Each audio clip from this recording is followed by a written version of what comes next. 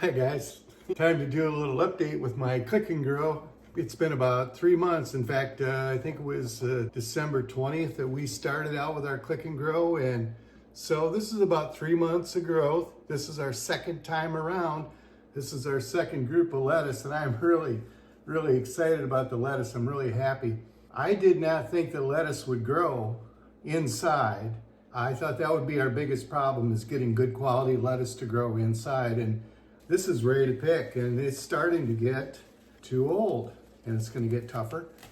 So, I mean, this stuff is good, and it's tasty. Now, I can remember growing lettuce as a young boy, growing up on a farm in Michigan.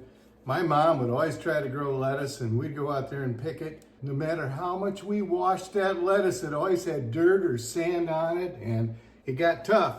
This stuff, oh man, it's so good to eat, and it's just full of chlorophyll and all that you expect to get from greens.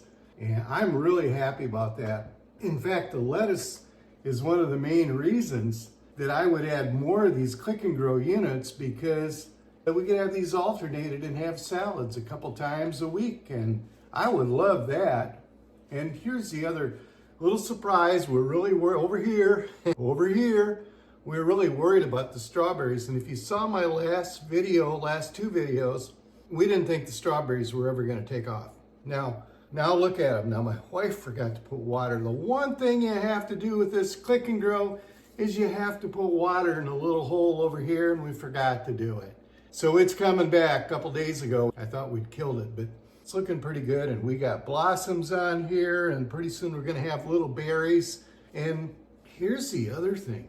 See this over here? Tomatoes. These tomato plants, they came off of this click and grow.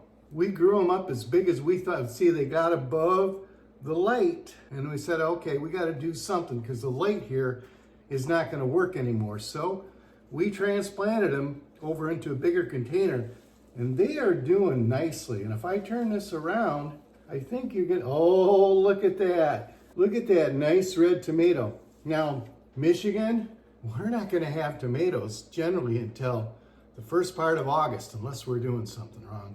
Unless in our garden, that's as good as it gets, and we'll have way too many. So for us to be able to start some tomatoes like this, put them outside, I'm thinking, well, we got a good tomato right now, but can you imagine what we could have in May outside starting these? Now, our local greenhouses, we live in one of the biggest greenhouse areas in the United States, in Holland, Michigan. They're closed right now. We can't even go buy tomato plants.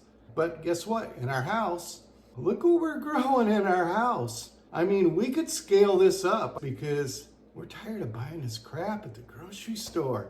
It's not any good. You know what I'm talking about. This is good for us. We don't have to worry about all the salmonella and all that people are worried about with their vegetables and all this stuff.